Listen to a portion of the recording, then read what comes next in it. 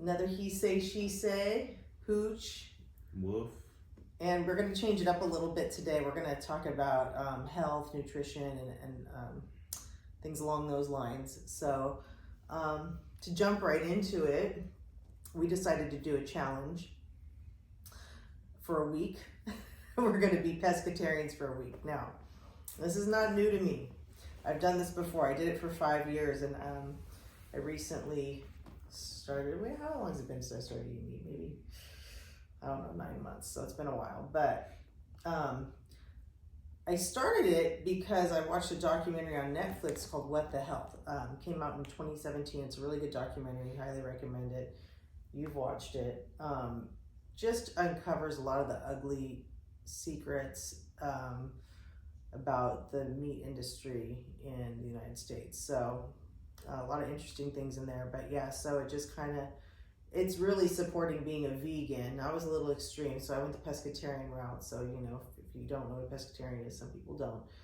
It's you eat fish, seafood, and of course vegetables. You just eliminate all meat. So we're going to try it out for a week and see if Jay can hang.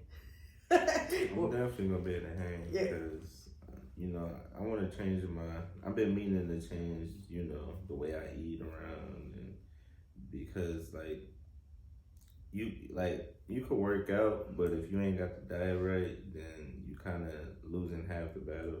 That's true. So I've been trying to change my nutrition around for a minute. So I'm excited. I think it'd be good. It'd be good for me. I mean, it'd be interesting because when I did do it for so long, I mean, initially I saw it change pretty quickly. I felt lighter. I didn't feel bloated. I felt I had more energy. So yeah, it definitely had a lot of benefits. I feel like my skin was more clear, you know, things like that. But also my cholesterol went down. Crazy. I actually had high cholesterol even though I was exercising. So just eliminating the meat helped with that as well. So, and if people have high blood pressure, obviously, you know, being on a diet like a pescatarian diet is helpful. So, I mean, I kind of wanted to talk a little bit about the documentary. When you watched that, I mean, if you could remember back, I know you watched a little while ago. What was one of the things that surprised you the most, would you say, about the... For me, I think it was the part, because I love to eat bacon. I think it was the part where they were saying, like, bacon is in the same class of, like, causing cancer. It's in the same class as, like, cigarettes. Like, in the movie, it showed the person cooking cigarettes in the morning, you know, instead of bacon. Right. It was kind of like a little, you know, metaphor. But I was like, damn, that's gross, you know? So I'm like, every time I'm eating bacon, I'm eating, like, Newports and all this. And so that's one thing that hit me. And one thing I kind of already knew was that just how the health, like the hospitals are in cahoots with the drug companies, you know, with the drug companies and the food companies, and it all kind of circulates back and forth, and it's just one big mess. It kind of opened my eyes a little bit. Big business. Yeah, big business. Yeah, you know, it's funny you touch. That was one of the things that surprised me when they did the whole segment on the American Heart Association, and then the guy left during the interview. He didn't want to speak anymore because, you know, the American Heart Association, you know, is supposed to be supporting heart health. People, you know, have cardiovascular disease, all these things, right? Well, on their website, if you remember, they have all these recipes that are supposed to be heart healthy, and most of them are with, like, you know, beef or pork or all these products, which doesn't support a heart healthy lifestyle. Yeah. So, and they be lying. Right. They say they be lying, like on the boxes when it says heart healthy it has the little symbol, right? But you know, the American Heart Association is in bed with the drug companies, so they're just kind of supporting each other. So therefore, you know, it's keeping people sick, basically. Yeah. So, you know, I mean, I know we could go into the woods really a lot with the show. You should watch it if you're interested. It's a great documentary. But yeah, so we're gonna try this out, see how it goes. I mean, I like eating fish. I like eating seafood, so it's not an issue. I like pastas and things. So, you know, but another thing I thought was interesting was the fact that, like, statistics have shown that a plant-based diet has been known to, reverse health issues. Yes. And it has. Diabetes. Diabetes and just all that. So I don't know about going on a whole vegan diet yet, but honestly, it's something I look into, eventually. I mean, vegan dishes are good. Doing it as it becomes a lifestyle. That's hard. That's why I like the pescatarian thing, because it incorporates fish. You get your iron that way, right? I know there's going to be some vegans and vegetarians that will argue with me and say you can get your iron from plants. You can. It's a little bit harder because I was doing. I mean, as you know, I was doing it for a while, and I was having a hard time getting iron even through the fish. So I was taking iron supplements to help with that, because if you don't have enough iron, obviously you become anemic. So we don't want that to happen. But yeah, I mean, it's just we'll see. I don't know. Eating meat gives you like a lot of inflammation too, right? It does. And, I love. Bloating.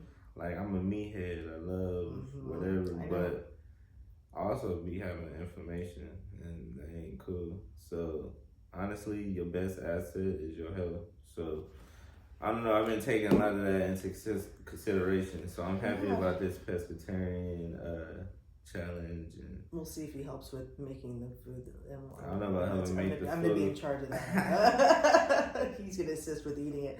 No, I mean, it's true though. Like, I mean, you know the old saying, "You are what you eat," right? I mean, cheesy, right? But no, there's so much truth to it, because last night it had. Perfect example. We had, what did we have? Why are we admitting that? We had Jack in the Box, because it was the only place open. And we had Jack in the Crack, and that stuff was literally crack. And the next day we were just like, ooh, why did we do that? Yeah. And we hadn't both had it in a long time, but it was just...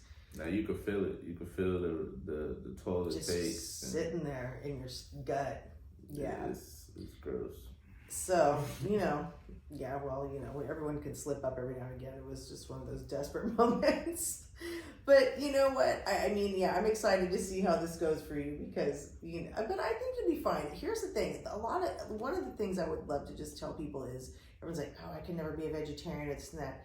It's all in the seasoning, because a lot of people are like, oh, it tastes terrible, this and that. If you get a bunch of good spices and things and flavor it up, it's, you know what? I don't know. I think you're fine. True. Like, some of the dishes you made a lot of, dishes with no meat.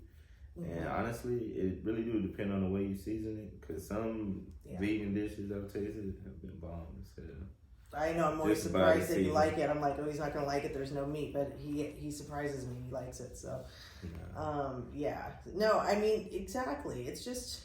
And when this kind of like helped me become a better cook when I went through this, because I had to kind of get creative, I had to try different things. And I did kind of start checking out different spices and flavorings, because, of course, if you're just eating vegetables like steamed, it is going to be bland. Salt and pepper only goes so far. So, but yeah, and I think obviously incorporating exercise, somehow, some way into your daily routine is important. Just to go with it, and you have to have that. I don't know. You want to speak to anything else about the documentary in general? I just want to speak about, like, I know, like, for instance, guys, and then I would say African Americans in general, we don't like to like go to the doctor and check on our health and take care of ourselves like that. We'll rather not know what's wrong with us and try to fix it ourselves. But when you don't go to the doctor and you don't get checkups, because I know a lot of people who rarely see the doctor, then you have to take matters into your own hands, and that's when you have to exercise, watch what you eat, and because honestly, I'm a big believer that, and I hate to say this, and maybe I'm being a little bit pessimistic, but I think most of the things that we consume does damage to us in some type of way. Even the so-called like healthy things that they say is good for us, Right. you end up finding out that it wasn't so good for us in the end. Like, and so it makes you just think that, like, you only get one body, and like you said, you are what you eat. Right, you gotta take care of it. And what you eat affects your mood too. So it affects your mental health. So, you know, when we putting all this stuff in our body, eating bad, you know, then we wonder why we got attitudes, why we tired, depressed, moody, and what we eat plays a big part in that. Yeah, you know? That's true. And they say this is a way you can tell if what you're eating is bringing life or death. You know, just pay attention to how you feel after. You know, if whatever you eat, if it makes you feel tired, weak, sluggish after, then that's obviously something that's not good for you. Right. But like,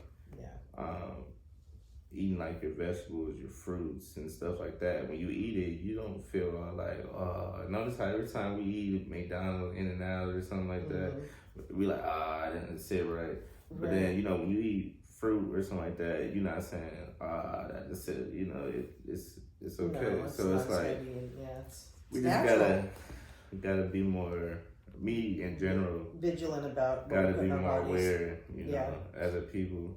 And read labels too, because, you know, that's the deceiving thing too, because it's like, you know, oh, all natural, da da da da da. But then if you look in the actual ingredients and there's like, I don't know, if there's like 20, 30 ingredients, you know it's not all natural. Typically, like, they say the rule of thumb is, you know, it shouldn't have more than 5 or 6, I think, ingredients in it. You know, partially hydrogenated soybean oil, one of the worst things ever. That's trans fat. Pay attention to the oses, fructoses, glucoses. Right. Oh God, high fructose corn syrup. Another, the dyes, the color, like the blue, whatever, the red, all those. I mean, those cause some serious hyperactivity in kids. Now, I mean, you can't escape this. I mean, you know, I know my kids for a while there, I was really into it, and they're like, all right, you know, we're kids, you know, especially around Halloween, and and I'm like, you're right. I'm not going to police this completely, but I was definitely more aware of some of the things I was buying, and still am for certain things. I mean, just crackers, like just regular, you know, crackers that you eat, have like so much junk in some. It's not all of them, but some of them, and I was just really surprised. So I'm one of those people in the stores reading labels. It's just, I know, that's why I shop alone. Because I'm there a little bit. I mean, I don't know. Just getting back to it. You have one body, and whatever, you know, you have to take care of it. And, you know, I feel like I have to give myself a fair chance in that regard, right? I mean, I was a little shocked to have high cholesterol in my late 20s, and I thought, this is not okay.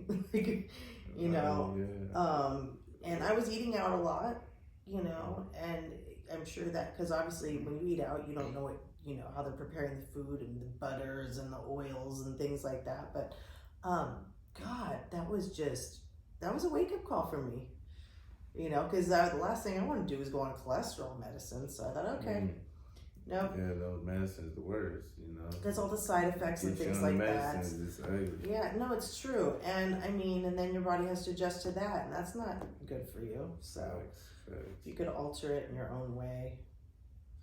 You know, they say, what is it? Is it the Mediterranean diet? The Mediterranean diet, yes. It is. Something like that for you? Do you know what's that diet? It is the Mediterranean diet. It's basically like nuts, fruits. I don't think there's meat. I think there's fish. In it, there's obviously vegetables. I have to look. A lot of beans. People tend to live longer on this diet. It's the Ayurvedic diet. Yeah. Wow. So yeah, I know, and you know, it's interesting. I think there's a test you could do. Like online or something, and you kind of could see which category you fit in, as far as and I wish I knew, and I hate when I don't know information and we're doing a show, but there's the Ayurvedic, I think there's 4 different ones, anyways, just to see kind of where you would fit, but yeah, that one has been known to be one of the healthiest, so, you know, I mean, honestly, at the end of the day, anything natural, think about it. If it comes from a tree or a bush or the ground, it's going to be good unless you're like deep frying it or smothering it with butter. But, I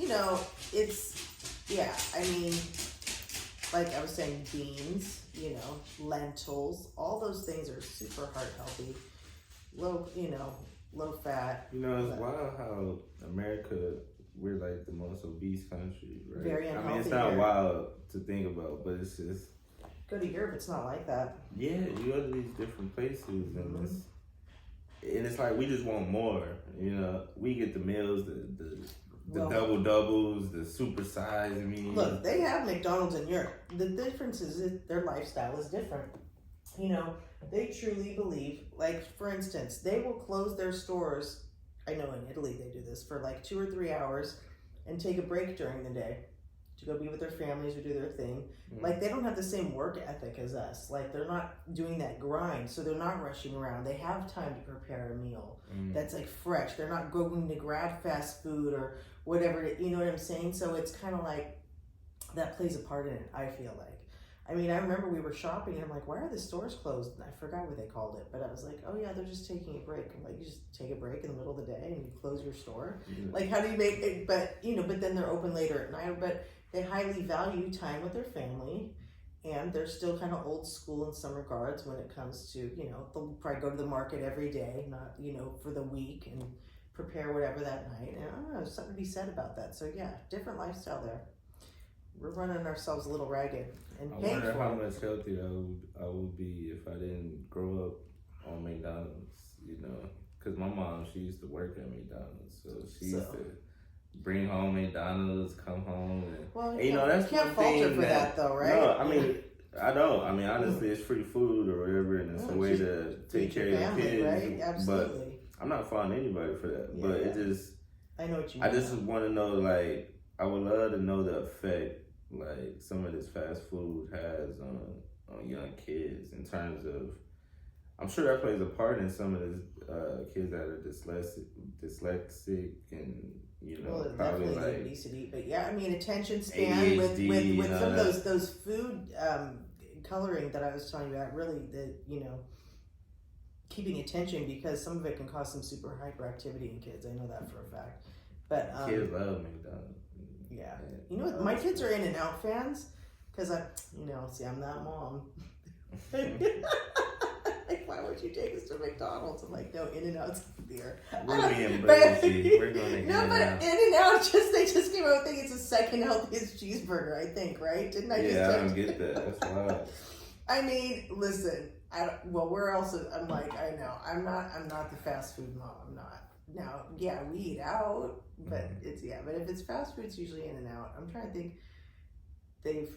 I don't know if I've even taken a Taco Bell, because then this is me. I'm like, I'm gonna give them real Mexican food. Take them a Taco Bell. Yeah, might as well. I might get a lot of flack for this. I know. I know. I'm not letting my kids live. Whatever. They'll discover fast food one day on their own. That's gross. I mean, yeah, it's not like Keep they've never had as junk much as food. possible. Trust me. It's not like, I've always felt like a home cooked meal, it does more than just feed you. Can't replace it. Right? It's like good for the soul too. It's just something about even preparing it. That what goes into preparing a meal and sharing it with somebody. It's nice.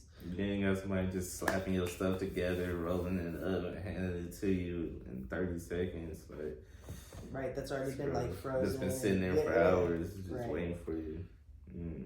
I know. I wish we could, as a nation, get back to a slower pace so people could sit down with their families and have dinner. I'm not saying that families don't, but I feel like the way we've been set up is where, we just, the time isn't there to do it. Always on the go, so you get the cheapest, most the convenient. traffic, you got to be stuck in traffic, you're getting home late, this and that, so you're just trying to throw something together real quick. I don't know. That's been, I grew up my mom stayed home, my dad went to work, I had that luxury. My mom went back to work when I was in like 3rd grade, but she came home and she made dinner almost every night, and it I feel fortunate to have that now. Did I always like the dinner? Not necessarily. I was a super picky eater when I was a kid, so it's no fault to my mom. It was just me. But yeah, I mean, and I'm like, I don't know. Does that exist anymore? I don't know. I mean, I shouldn't say does it exist anymore. I'm sure, not to the degree I think it used to. So I just know that we just have less time. But, Well, I'm looking forward to this pescatarian challenge. Let's see how long you can hang. We'll start 1 week at a time and see how far we can stretch it. Ready to reap the benefits. So we'll report back about that. Cause I'm trying to feel good. I'm trying to be energized. Trying to live as long as possible. That's what it's about. So longevity, sure. Starts with what you eat. Absolutely. All right. Till next time. Till next time. Put down that burger.